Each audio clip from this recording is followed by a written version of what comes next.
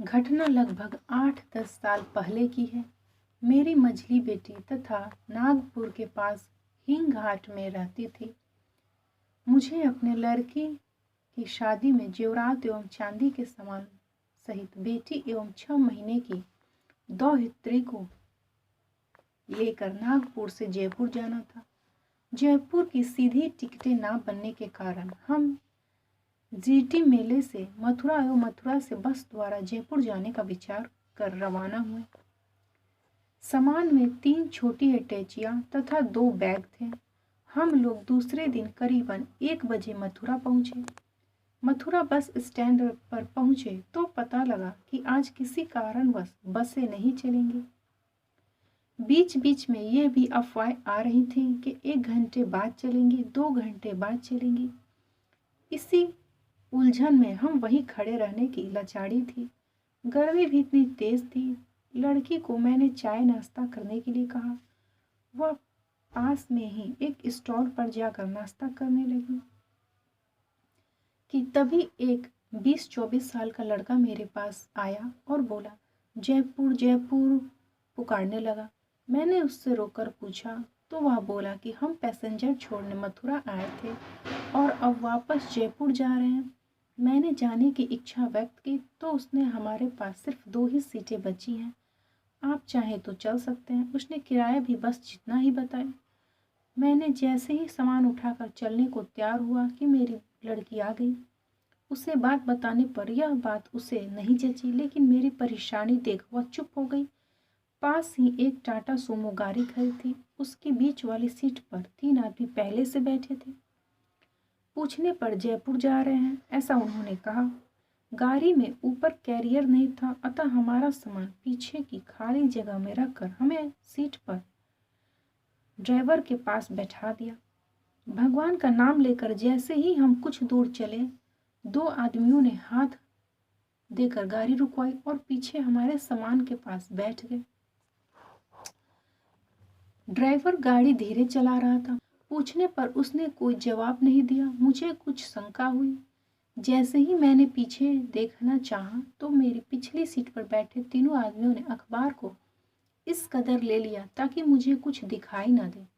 मुझे लगा कि पीछे बैठे दोनों आदमी हमारे सामान को उलट पुलट कर रहे हैं। मुझे मामला समझते देर नहीं लगी। मैं समझ गया कि हम डाकुओं से घिरे हैं। कुछ विरोध करने का मतलब है प्राण गंवाना। संकट को भांपकर मैं बुरी तरह घबरा गया। इस संकट की घड़ी में मुझे एक हनुमान जी बालाजी की भरोसा दिखाई दी। तुरंत बालाजी का सुमिरन कर मैं हनुमान चालीसा का पाठ करने लगा। अभी कुछ ही दूर निकले थे कि हमें सड़क के किनारे एक घर के आंगन में 2 पत्थर की भव्य मूर्तियां दिखाई दी। एक पर सिंदूर लगी श्री हनुमान जी की मूर्ति थी और दूसरी भगवान कृष्ण की। हमने श्री हनुमान जी को मन ही मन प्रणाम कर इस संकट से उबरने की प्रार्थना की। आपको जानकर आश्चर्य होगा कि जहां मैं भय से कांप रहा था, वहां तुरंत मन में कुछ साहस संचार हुआ और कुछ हिम्मत बंधी। यह भगवान स्मरण तथा भगवत प्रतिमा का दर्शन का ही फल था। कोई बहाना लेकर तत्काल जहां सड़क के किनारे 5-7 आदमी दिखे या दुकानें, गाड़ी रुकवाने का दृढ़ संकल्प मेरे दिमाग में आया। बहाना तो बाबा की कृपा से ही मेरे मन में उपजा।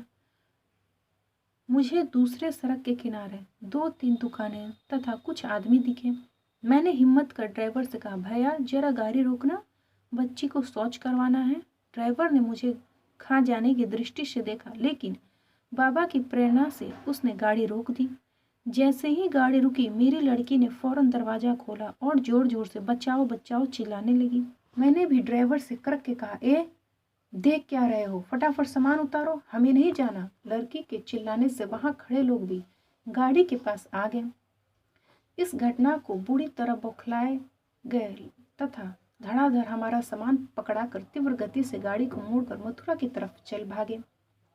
लोगों को जब यह सारी घटना बताई तो वे कहने लगे, बाबूजी आप भगवान की कृपा से बच गए। यहाँ ऐसी घटनाएं होती रहती हैं। आपका माल तो जाता ही जाता, साथ में आपकी लड़की की भी इज्जत चली जाती। यहाँ से कोई 3-4 मील नदी है, वहाँ दलदल बहुत है। दिन में भी वहाँ कोई नहीं जाता। आप ज़्यादा कुछ बोलते तो ये लोग आदमियों को मारने में भी नहीं चकते, मारकर दलदल में फेंक देते। फिर उन्होंने बताया कि यहाँ पर कोई बस नहीं रुकेगी, आपको यहाँ से लोकल बस मिलेगी जो कुछ दूर तक आगे जाएगी।